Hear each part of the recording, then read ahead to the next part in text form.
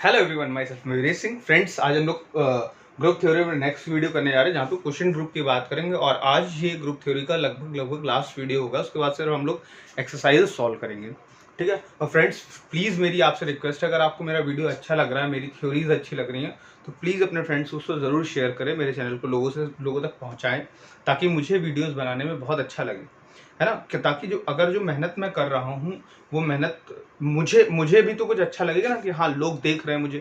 देखिए, एक यूट्यूबर का क्या होता है कि जो अगर यूट्यूब पे पढ़ाने आया हुआ है, तो उसके लिए सिर्फ एक ही चीज़ अच्छी होती है कि वो तुरंत पैसे के लिए नहीं सोच रहा कि नहीं कल से मुझे पैसे मिलने लग जाए कैसे भी करके। यार, अगर मैं पढ़ाने के लिए सोच रहा हूँ तो ताकि मेरा नाम हो, मैं पढ़ा लेता हूँ, अच्छा लोगों को पता चले, ठीक है।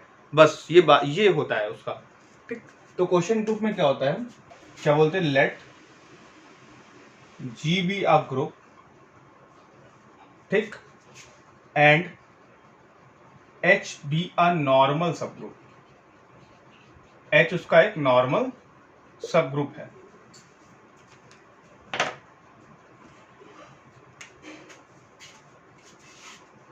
Then the set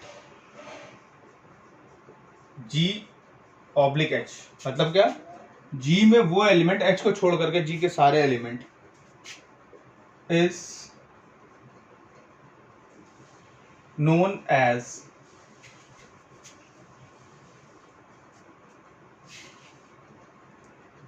is collection of all cosets of H is known as quotient group। मतलब क्या कह रहा हूं मैं, कि अगर मेरे पास कोई ग्रुप था, ये रहा ग्रुप G, उसमें नॉर्मल सब ग्रुप था H, तो H को हटा दो, बाकी बचे हुए जो कोसेट थे ना, इनका कलेक्शन कर लो।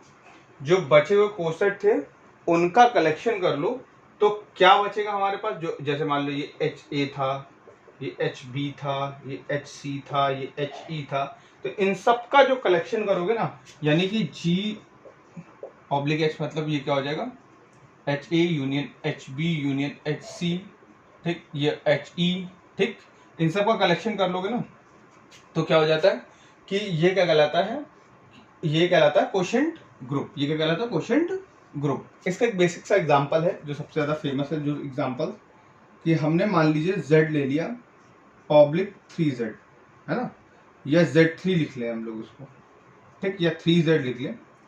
मतलब कि हमने ऐसा सेट इसमें से Z में से हटा लिया है जो क्या है, डिविजिबल बाई 3 है।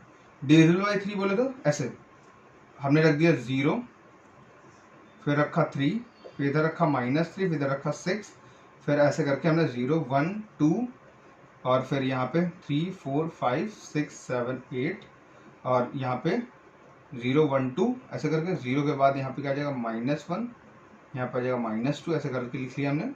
फिर यहाँ पे -4 -5 -6, ऐसे करके लिख लिया हमने। अब देखो ये वाला पूरा हमने, ये Z3 में आ रहा है, ठीक, और 3Z के जो एलिमेंट्स होते हैं, ठीक है, वो क्या होता है 0 1 2, ये 0 वाली क्लास है, ये 1 वाली क्लास है, ये 2 वाली क्लास है, ऐसे। तो ये 0 वाली क्लास पूरी ये हो गई, ठीक, ये 1 वाली क्लास मतलब 3 से डिवाइड करोगे रिमाइंडर 1 बचेगा, ये वाली क्लास हो गई, ये पूरी हो गई। अब हमने ये है क्या, पूरे टोटल इंटीजर्स का सेट तो है, पूरा इंटीजर का सेट इसने 3Z ने अपने अंदर समा के रखा हुआ है, इसलिए 3Z ने अपने अंदर समा के रखा हुआ है। इन्होंने कहा कि हमने Z में से 3Z को हटा दिया, Z में से इन्होंने क्या करा, 3Z को हटा दिया। अब उसके बाद Z के 3Z में हम Z के एलिमेंट्स ऐड कर रहे हैं। कौन से एलिमेंट, हमने पहला एलिमेंट ऐड किया 0, ये एलिमेंट कहाँ से उठाया, Z से उठाया हमने, ठीक है। क्योंकि कोसेट बनाने के लिए हमें जो एलिमेंट्स उठाने होते थे वो कहाँ से उठाने होते थे, G से उठाने होते थे। कहाँ से उठाने होते, G से उठाने होते थे ना।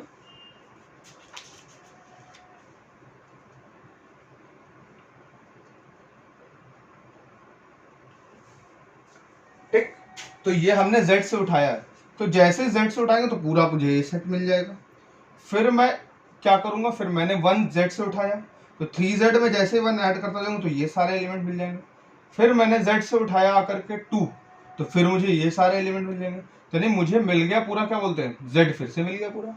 यानी यहाँ पे ये कहलाएगा, कौन सा ग्रुप कहलाएगा, कोशेंट ग्रुप कहलाएगा। इस तरह का ग्रुप क्या कहलाएगा? कोशेंट ग्रुप कहलाएगा। ठीक है, अब बात समझिएगा, एक ये बात होती है, एक बात ये निकल के आती है कि Z 3Z हटाया भी गया और 3Z फिर से वापस मिल गया। ठीक, तो ये इस ग्रुप की प्रॉपर्टी है कि वापस 3Z मिल जा रहा है। और भी हमारे ग्रुप होते हैं जिनमें हटा करके कोसेट्स का ग्रुप बना लेते हैं, तो वो क्या कहलाता है? कोशेंट ग्रुप कहलाता है। ठीक है, क्या है? Let G be the group and H is the normal subgroup, then G oblique H, मतलब G डिवाइड्स H, ऐसे करके G बाई H कर देंगे। इस collection of all cosets of H is known as quotient group. वो collection होगा और वो क्या कहलाएगा? कोसेट्स का वो ग्रुप बनाएगा, वो ग्रुप बनाएगा under the same operation, under the same operation. जैसे यहाँ पे एडिशन चल रहा था, तो अंडर द सेम ऑपरेशन वो ग्रुप बनाएगा। ठीक, तो वो क्या कहलाएगा? कोशेंट ग्रुप कहलाएगा। ठीक, अच्छा, फिर इसके बाद यहाँ पे कुछ प्रॉपर्टीज आ जाती है। पहली प्रॉपर्टी क्या आ जाती है कि भाई ऑर्डर ऑफ कोशेंट ग्रुप जो होता है वो order of G by H होता है, जो कि क्या होता है?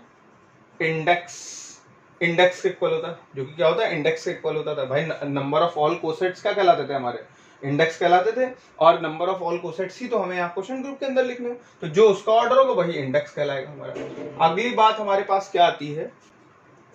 अगर G अबेलियन है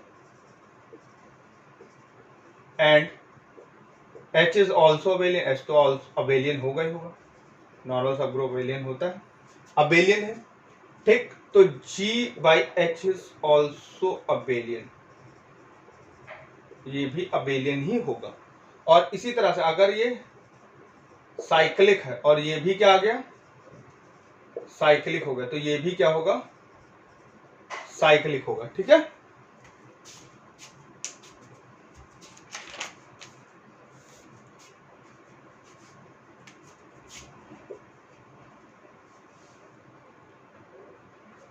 और बोल रहे हैं G बाई ZZ यानी centre of G is cyclic होता है, मतलब आप सेंटर ऑफ G इसमें से G में से हटा दो तो भी ये साइक्लिक बनेगा इफ G इज अबेलियन, अगर G क्या हो? अबेलियन हो। ठीक है, तो ये कुछ प्रॉपर्टीज हैं, छोटे छोटे रिजल्ट्स हैं जो आपके काम आ जाएंगे, और क्वेश्चन ग्रुप की डेफिनेशन होगी। अब एक क्या होता है? सिंपल ग्रुप होता है, वो सब बातें हैं जो पूछी जाती है एग्जाम में, उनके बारे में बात कर रहे हैं।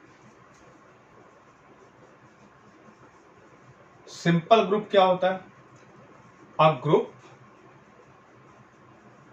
which have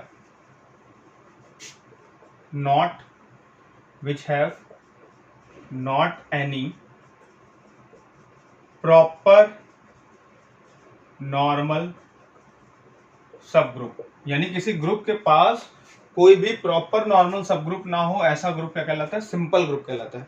यानी क्या? आइडेंटिटी और जी जो खुद जी जो है उनको छोड़ करके और कोई नॉर्मल सब ग्रुप ना हो, ये तो होते ही होते नॉर्मल सब ग्रुप। ठीक है, इनको छोड़ के और कोई नॉर्मल सब ग्रुप अगर ना हो तो ऐसा ग्रुप क्या कहलाता है? सिंपल ग्रुप कहलाता है। ठीक है, ऐसा ग्रुप क्या कहलाता है? सिंपल ग्रुप कहलाता है। ठीक है, आगे की बात देखते हैं, क्या कहती है कौची की theorem? The P is prime number है। P क्या है? प्राइम नंबर है।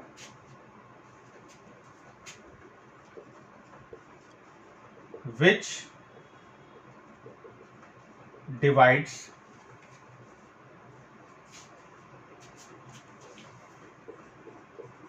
Order of group,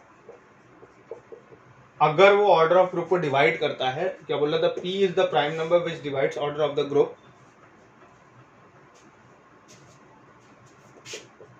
then G have a element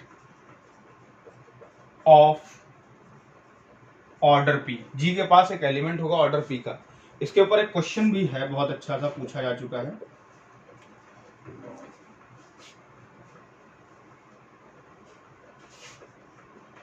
P is a prime number and order of group is P to the power 4, then group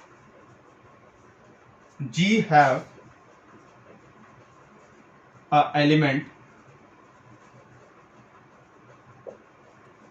of order P। G के पास एक element होगा, किसका? Order P का होगा। ठीक है। Theorem आती है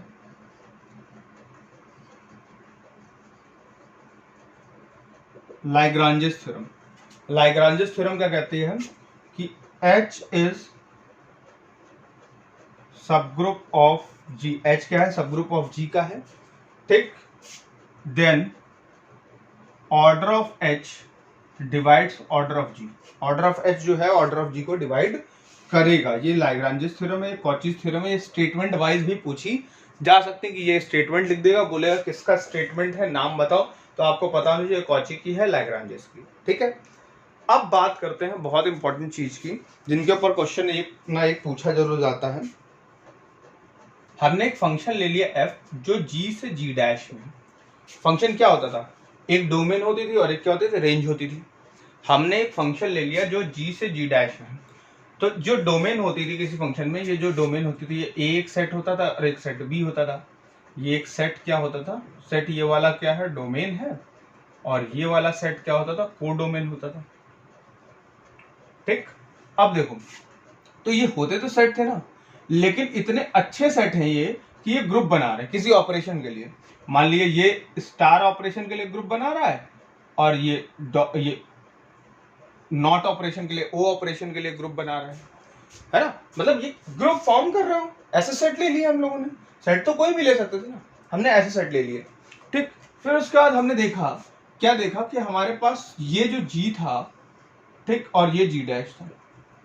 हमने लगाया कि यहां से एक एलिमेंट उठाया A, यहां से एक एलिमेंट उठाया B।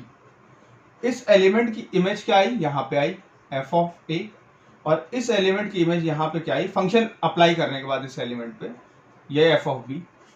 अब इनको हमने, जो इसका ऑपरेशन था, इसका ऑपरेशन क्या था? स्टार था।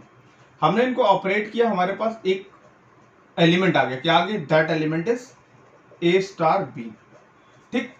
यानी उससे जो आउटपुट आया, यानी f of A star B पे f अप्लाई करने पे जो आउटपुट आया, वो आउटपुट जो मिला हमें, वो इनको ऑपरेट करने पे। किस ऑपरेशन से? इस ऑपरेशन से। बात समझिए, इनको ऑपरेट करने से, इस ऑपरेशन से जो एलिमेंट मिलेगा उस एलिमेंट के बराबर हो, ये ऐसे हो। बहुत सिंपल। क्या बोला कि हमने A एक एलिमेंट उठाया, उसको ऑपरेट किया, किस पे? f फंक्शन से ऑपरेट किया, तो हमें एक आउटपुट मिला ये। B उठाया, हमने उसको ऑपरेट किया, तो एक आउटपुट मिला f ऑफ B। अब हमें क्या बोल रहा है कि ये फंक्शन इतना अच्छा था कि अगर आपने इस ग्रुप को उठाया, इस ग्रुप के दो एलिमेंट A और B को ऑपरेट किया, उससे एक एलिमेंट मिला। क्या मिला? A स्टार B मिला होगा, या हम उसको कह देते हैं C मिला होगा। ये C मिला, वो उस पे f अप्लाई किया, तो हमें यहाँ पे एक एलिमेंट मिला। वो एलिमेंट पता है क्या होगा? वो एलिमेंट इन दोनों को इस ऑपरेशन से ऑपरेट करने के बाद जो आंसर आता है उसके बराबर होगा, उसके बराबर होगा। बात क्लियर है? अब देखो फिर से समझना आकर, बहुत अच्छी बात है कि ये होमोमॉर्फिज्म की डेफिनेशन होगी। क्या? कि let G be a group, ठीक, कहां पे? G स्टार पे, and G dash be a group. कैसे है ये? G डैश इस पे है, ठीक। Then f is a function, ठीक, f इज अ फंक्शन। तो ये क्या कहलाएगी? जो मैपिंग कहलाएगी ना, ये मैपिंग होमोमॉर्फिज्म कहलाती है। ये जो मैपिंग कहलाती है, यही क्या कहलाती है? मैपिंग होमोमॉर्फिज्म कहलाती है, ठीक है। f एक फंक्शन है, इस फंक्शन पे जो मैपिंग बनी, ये मैपिंग ही होमोमॉर्फिज्म कहलाती है, ठीक। अब होमोमॉर्फिज्म होने से क्या क्या फायदे हैं? होमोमॉर्फिज्म होने से क्या क्या फायदे हैं, उन फायदों को गिनेंगे। तो सिर्फ हमें ये ऐसी मैपिंग मिल जाए जो इतना अच्छा फंक्शन हो, क्या कहलाता है? होमोमॉर्फिज्म कहलाता है। जैसे कि हमने G अंडर क्या लिया? हमने अंडर एडिशन लिया और उसकी mapping G dash under multiplication पे उठा के रख दी हमने, और ये रियल नंबर है। G भी ग्रुप था रियल नंबर पे, ये भी ग्रुप था रियल नंबर पे। ऑब्वियस सी बात है, ये डैश बना लिया या स्टार बना लिया, इसमें जीरो नहीं है, जीरो हटा दिया, ठीक। अब हमने क्या अप्लाई किया? इस पे है, हमने एलिमेंट उठाया हमने, और फंक्शन मेरा था e की पावर x। फंक्शन मेरा था क्या? e की पावर x था। अब हमने क्या बोला कि ऐसा भैया e की पावर x प्लस वाई कर लो। यहाँ पे क्या रख दो? फंक्शन मेरा ऐसा है, एफ ऑफ एक्स अगर मैं कर रहा हूँ तो ई की पावर एक्स मिल रहा है, f of x plus y करूंगा तो मुझे क्या मिलेगा, ई की पावर एक्स प्लस वाई मिलेगा, जो कि ई की पावर एक्स इंटू ई की पावर वाई का मल्टीप्लीकेशन के इक्वल होगा। अब ई की पावर एक्स क्या है, एफ ऑफ एक्स है, ई की पावर क्या है, एफ ऑफ वाई है। ये देखो मल्टीप्लीकेशन पे आ गया, ये एडिशन से किस पे आ गया, मल्टीप्लीकेशन पे आ गया। तो ये मैपिंग क्या है, ये जो मैपिंग बनी है, ये मैपिंग इस ई की पावर एक्स के लिए, इस फंक्शन के लिए, ये मैपिंग कैसी कहलाएगी, होमोमॉर्फिज्म कहलाएगी। ठीक है, तो ये होमोमॉर्फिज्म की बात होगी। अब आगे देखते हैं होमोमॉर्फिज्म से और क्या क्या चीजें बन जाती हैं, की प्रॉपर्टीज को जान लेते हैं। क्या होती है होमोमॉर्फिज्म प्रॉपर्टीज। तो अगर होमोमॉर्फिज्म बनना था, जी से जी डैश पे मैपिंग होनी थी, यही मैपिंग होमोमॉर्फिज्म कहलाएगी। तो ये कहता है कि यहाँ इस ग्रुप का, इस जी का जो आइडेंटिटी है, उस पे अगर मैं फंक्शन अप्लाई करूं, यही फंक्शन अप्लाई करूं, तो जो मुझे आउटपुट मिले वो मुझे आइडेंटिटी क्या मिले, वो मुझे आइडेंटिटी मिल जाए किसकी, ई डैश मिल जाए। किसकी आइडेंटिटी हो, इस फंक्शन इस आइडेंटिटी फंक्शन अप्लाई करने पे यहाँ मुझे ई डैश मिल जाए। ठीक, ये आइडेंटिटी ऑफ किसकी हो जाएगी, जी डैश की हो जाएगी। अब फिर दूसरी बात क्या कहलाता है कि अगर मैं एफ पे ए इनवर्स, यहाँ पे कोई एलिमेंट है ए इनवर्स है, उस पे फंक्शन अप्लाई करूं तो मुझे एफ ए का इनवर्स मिल जाए, यानी इस पे फंक्शन अप्लाई करूं तो मुझे एफ ए का इनवर्स यहाँ पे मिल जा रहा है। ठीक है, तो यानी ए से अगर ये एफ ए पे जा रहा था तो ए इनवर्स से वहां कहा जाएगा, एफ ए इनवर्स पे जाएगा। इतना अच्छी मैपिंग है, समझ लीजिए, इतनी अच्छी तरह से ये मैपिंग जनरेट है। फिर उसके बाद आती बात कर्नल ऑफ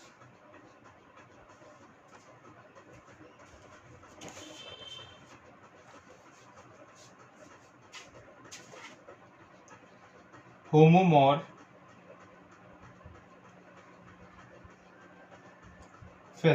कर्नल क्या होता है होमोमॉर्फिज्म का।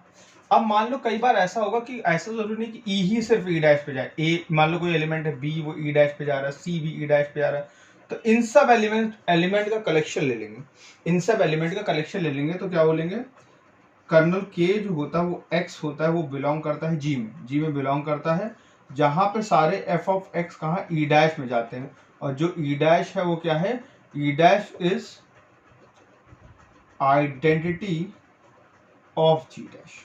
बात समझ लो, तो जो जो एलिमेंट आइडेंटिटी पे मैप कर जाएंगे वो सारे एलिमेंट्स का कलेक्शन क्या कहलाता है, कर्नल कहलाता है। वो सारे एलिमेंट का कलेक्शन क्या कहलाता है, कर्नल कहलाता है। और अगर मैं जी से के को हटा दूं, और देखो के क्या है होता है, के हमारा कहलाता है आकर के नॉर्मल सब ग्रुप होता है।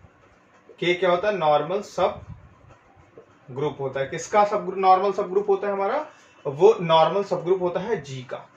ठीक है, और k बाई जी क्या बन जाएगा, k बाई जी बन जाएगा कोशेंट ग्रुप बन जाएगा। ठीक, तो ये सब छोटी छोटी बातें हैं, डायरेक्ट आपसे क्वेश्चन के अंदर पूछ लेगा ये क्या होता है, ये क्या होता है, ये कैसे बन जाता है। ठीक है, तो ये प्रॉपर्टी याद रखिए, आइडेंटिटी को वो आइडेंटिटी पे ही मैप करता है, ई डैश पे मैप करता है। ठीक है, ऐसे करके। और अब एक और बात है कि ऑर्डर ऑफ एफ ए, अगर कोई एफ ए में जा जाए वो ऑर्डर ऑफ ए को डिवाइड करता है, कि यहाँ पे जो एफ ए का ऑर्डर बनेगा ना, एफ ए का ऑर्डर वो ए के ऑर्डर को क्या करेगा, डिवाइड करेगा। ये हमारी होमोमॉर्फिज्म की बात हो गई, इतनी बातें होमोमॉर्फिज्म में पूछी जाती हैं। और क्या होता है,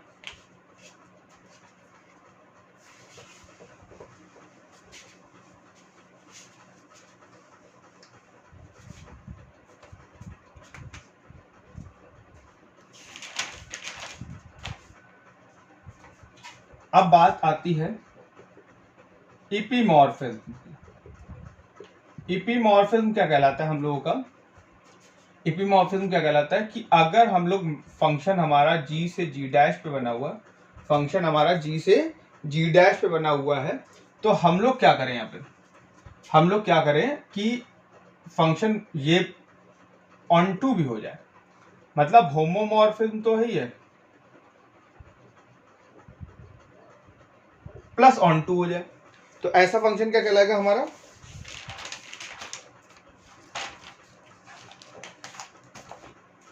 ऐसा फंक्शन हमारा क्या कहलाएगा, इपीमॉर्फिज्म। फिर आता है मोनोमॉर्फिज्म। मोनोमॉर्फिज्म क्या हो जाए, होमोमॉर्फिज्म तो हो ही हो, प्लस 1 1 हो, होमोमॉर्फिज्म तो हो ही हो, प्लस 1 1 हो तो क्या कहलाता है, मोनोमॉर्फिज्म कहलाता है। फिर उसके बाद बात करते हैं, अगर हम बात करें यहाँ पे आकर के आइसोमॉर्फिज्म क्या होता है, तो आइसोमॉर्फिज्म होने के लिए होमोमॉर्फिज्म हो, प्लस 1 1 हो, ऑन टू भी हो, तो क्या कहलाता है, आइसोमॉर्फिज्म कहलाता है। फिर आता है हमारे पास इंडोमॉर्फिज्म। इंडोमॉर्फिज्म क्या कहलाता है, अगर फंक्शन g से g डैश में, सॉरी g टू g में, यहां g से g डैश था, यहाँ पे g से भी g डैश था, ठीक, अभी लेकिन इससे g से g में हो और प्लस क्या हो, होमोमॉर्फिज्म हो, तो क्या कहलाता है, इंडोमॉर्फिज्म कहलाता है। ठीक है, और आखिरी बात आती है ऑटोमॉर्फिज्म। ऑटोमॉर्फिज्म के लिए क्या होता है वो, कि अगर फंक्शन g से g में क्या हो जाए, आइसोमॉर्फिज्म हो जाए, मतलब होमो तो है ही, होमोमॉर्फिज्म तो है ही है, प्लस 1 1 प्लस ऑन टू हो जाए तो क्या कहलाता है, ऑटोमॉर्फिज्म। ये डेफिनेशन याद रखिए, एक डेफिनेशन तो हमारे एग्जाम में पूछी जाएगी। ठीक है, ये डेफिनेशन एक तो पूछी जाएगी कोई ना कोई। अब उसके बाद आते हैं कि नंबर ऑफ होमोमॉर्फिज्म कितने बनते हैं, नंबर ऑफ ऑटोमॉर्फिज्म कितने बनते हैं, नंबर ऑफ आइसोमॉर्फिज्म कितने बनते हैं।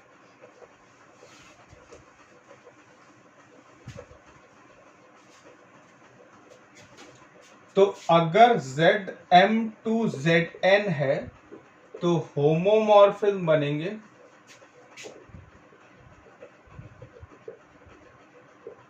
होमोमॉर्फिज्म बनते हैं GCD of m, n। GCD of क्या बनते हैं, m, n बनते हैं। ठीक है फ्रेंड, फिर उसके बाद पूछा जाता है ऑटोमॉर्फिज्म कितने बनते हैं, तो ऑटोमॉर्फिज्म तो G से G में ही बनते हैं, तो यानी ये 5m बनते हैं, जहां पे m क्या है, ऑर्डर ऑफ G है। ऑर्डर ऑफ G क्या होता है, m होता है।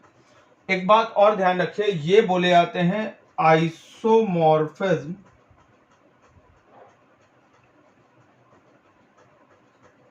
ऑन टू इटसेल्फ, ये वर्ड भी इसके लिए बोला जाता है, यानी ऑटोमॉर्फिज्म ही पूछ रहा है आपसे। ठीक, वो क्या होते हैं, वो 5m होते हैं। ठीक, तो फ्रेंड्स जितनी बातें हमारी पूछी जाती हैं एग्जाम पॉइंट ऑफ व्यू से, मैंने वो सारी बातें आपको बता दी हैं। ठीक, तो अब हमारा जो अलजेब्रा का पोर्शन था, मॉडल अलजेब्रा का, वो कंप्लीट हो गया। अभी इसके बाद रिंग थ्योरी अलग चलेगी हमारी। ठीक, तो हम लोगों ने ग्रुप थ्योरी पूरी पढ़ ली है, जितनी एग्जाम के लिए, एग्जाम पॉइंट ऑफ व्यू के लिए इंपॉर्टेंट है।